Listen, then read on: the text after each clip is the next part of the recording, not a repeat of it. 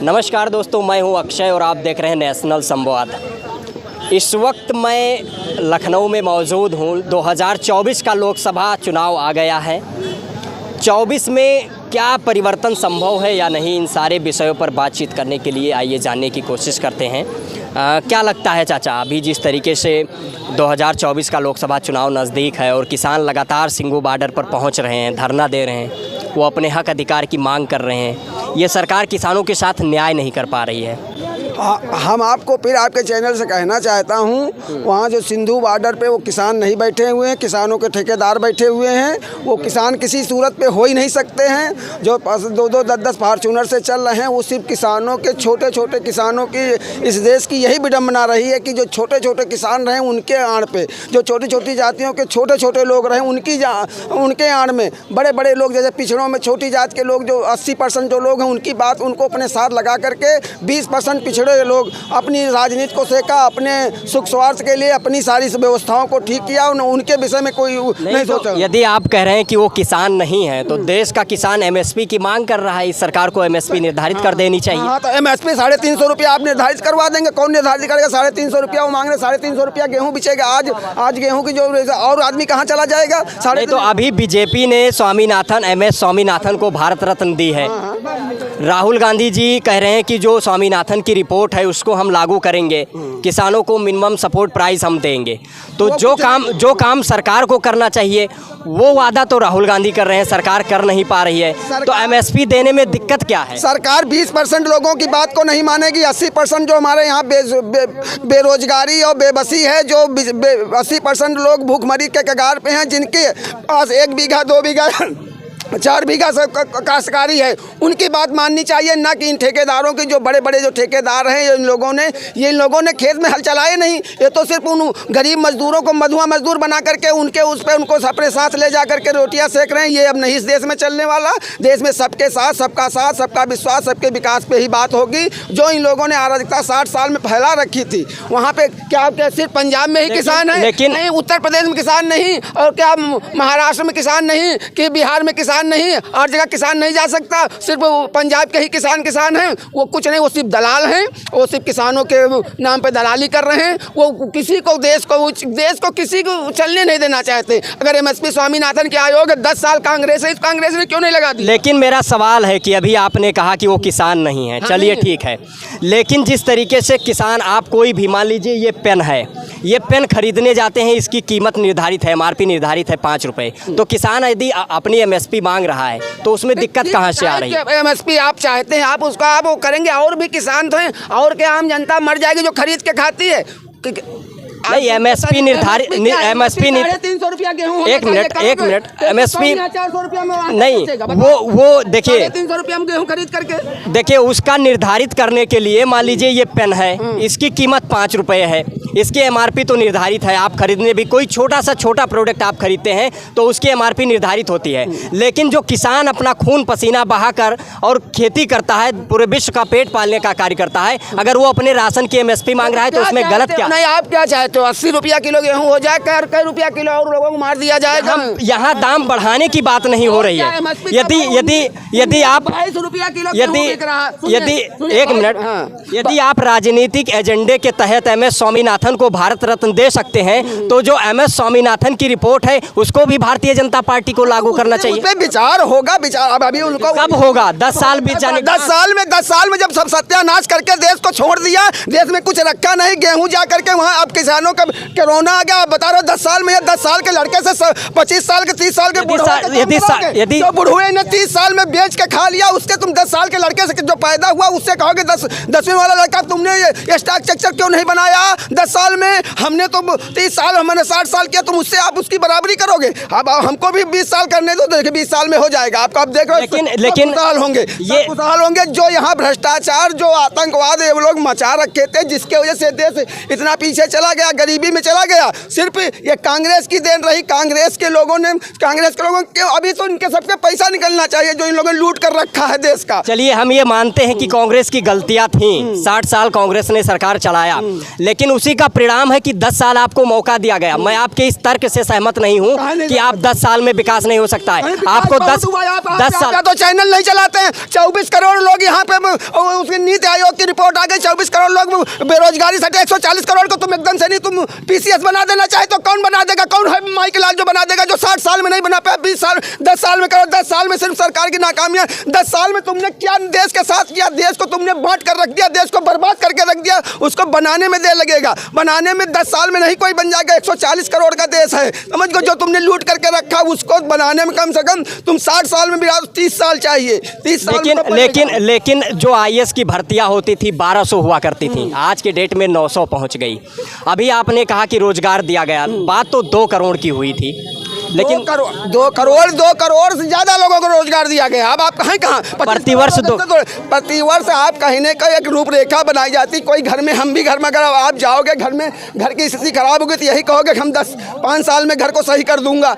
व्यवस्था जब वहाँ उतरोगे, जब आप काम करना शुरू करोगे तब तुमको समझ में आएंगे। हम तो ये सोच रहे हैं कि भाई चलो ठीक, घर में सिर्फ दीवारें खराब है या लड़के भी सही करना, जब पूरा घर बहगवा है, पूरी जमीनियाँ बहगवा, तो उसको बनाने में आपको समय लगेगा।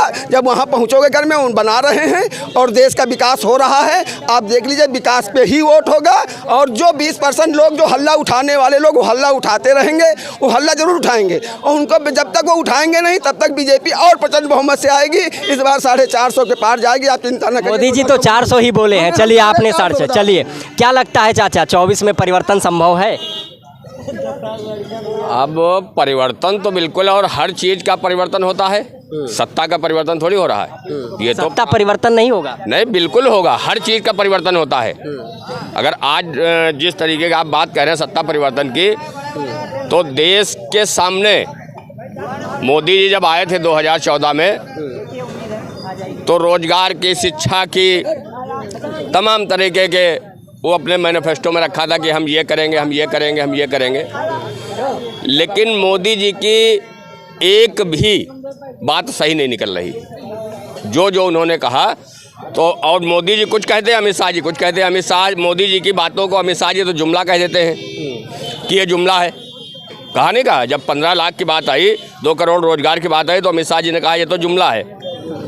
तो जब इस तरीके के गैर जिम्मेदाराना बयान होंगे तो आप उनसे क्या उम्मीद करते हैं? लेकिन मोदी जी तो कहते हैं इस बार 400 पार। फिर मोदी जी तो मैं तो कह 1500 पार हो जाएं, क्योंकि मैं तो कह रहा हूँ मोदी जी को 1500 पार हो जाएं। तो मोदी जी को अपना इतना कॉन्फिडेंस है, नेता हैं देश के, और भारतीय जनता पार्टी से बड़ी कोई पार्टी देश के अंदर इस टाइम है नहीं। तो ये उनकी भूल है, समझ रहे हैं।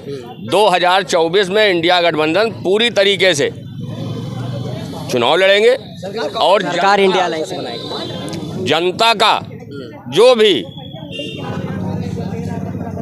निर्णय होगा वो सबको मानना होता है, क्यों इससे बड़ा कोई लोकतंत्र नहीं है। तो जब आप ना कहीं किसान की बात पे ध्यान देंगे, ना नौजवान की बात पे ध्यान देंगे, ना शिक्षा की बात पे ध्यान देंगे, तो फिर जब आपको अपने आप ही सब कुछ कर लेना है, तो 400 पार नहीं, आप 600 पार कहना शुरू कर दीजिए।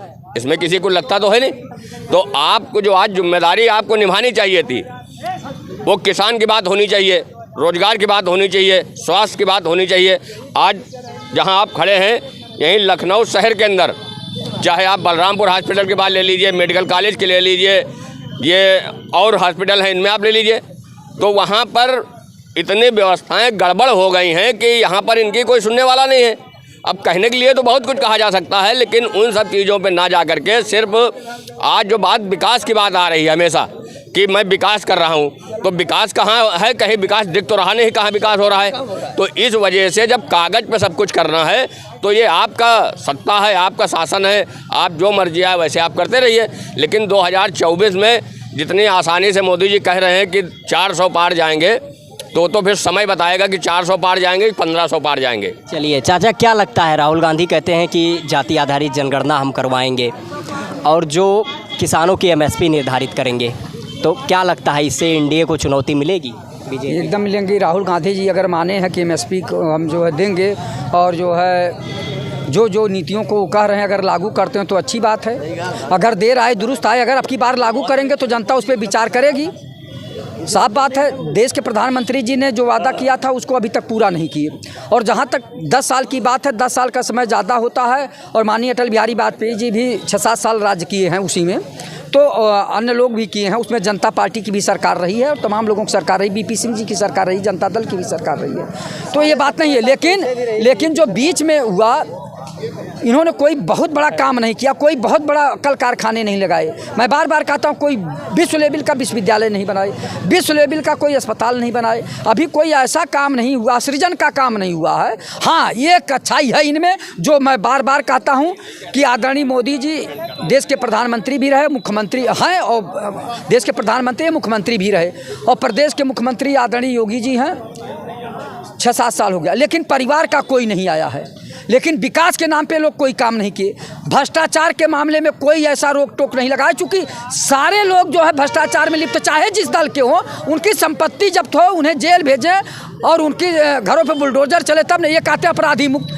आप बताइए, लिखा पढ़ी में 75 जिले में टॉप 10 अपराधी हैं, 750 तो ऐसे बचे हैं, 4-6 को इन्होंने किया है ध्वस्त, तो उनका स्वागत है, इस बात का हम स्वागत करते हैं। एक लकीर इन्होंने हल्का सा खींचा है, लेकिन 750 अपराधी अभी भी बचे हुए हैं। ये इनके घरों पे कब बुलडोजर चलेगा, कब इनकी संपत्ति जब्त होगी, कब ये जेल भेजे जाएंगे, तब जाके प्रदेश में राम राज्य आएगा, तब राम राज्य स्थापित होगा। ऐसे नहीं होगा, ऐसे कहने से नहीं होगा। और इनकी जो अच्छाई है, वास्तव में ये अच्छाई है कि परिवार का कोई भी अभी तक नहीं आया है। मोदी जी 15 साल मुख्यमंत्री रहे और 10 साल जो है 10 साल प्रधानमंत्री नहीं। इनके भाई भतीजे हैं, रुकिए, उनसे बात, पहले हमसे बात कर लीजिए। भाई भतीजे हैं, ऐसा नहीं है, मौसी के लड़के होंगे, बहनोई के लड़के होंगे, मामा के लड़के होंगे, ऐसे योगी जी के पास भी होंगे, लेकिन नहीं लाए। ये अच्छी बात है। अन्य दलों में क्या है कि पूरा परिवारवाद ला रहे हैं, ये गलत है। जो गलत है वो गलत है, इसको मानना चाहिए। हाँ, भ्रष्टाचार पे अंकुश नहीं लगा पाए, केवल 0 टॉलरेंस की बात करते हैं। आप तहसीलों में चले जाइए, बार बार मैं कहता हूँ, तहसीलों में चले जाइए, लेखपाल से लेके एसडीएम तक, और थाने में चले जाइए तो चौकीदार से लेके थानेदार तक सब भ्रष्टाचार में लिप्त है। दफ्तर भ्रष्टाचार, कौन है इसका जिम्मेदार? जिले जिले में भ्रष्टाचार, कौन है इसका जिम्मेदार? ये सरकार क्यों नहीं जवाब देती? केवल जो है मुख्यमंत्री जी केवल कहते हैं 0 टॉलरेंस, 0 टॉलरेंस, 0 टॉलरेंस। आज भी ग्राम समाज की जमीनों पर तमाम लोग कब्जा किए हुए हैं। मैं सूचना का अधिकार के तहत मांगता हूँ, टाल जाते हैं वहाँ के अधिकारी, नीचे का अधिकारी सुनने के लिए तैयार है नहीं। केवल कहना नहीं, करना भी चाहिए।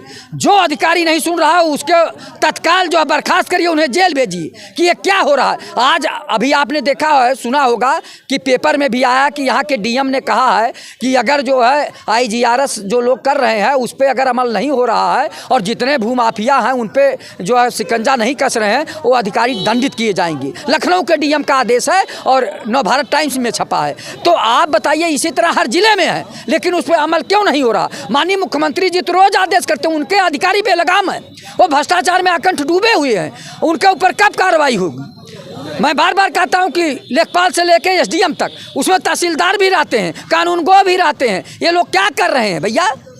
इनकी क्या जिम्मेदारी है? तो ऐसे राम राज्य आने वाला नहीं है। राम राज्य में भ्रष्टाचार अभिशाप है, ये कभी राम राज्य नहीं ला सकते जब तक कि भ्रष्टाचार को नहीं समाप्त करेंगे। जय हिंद, जय भारत।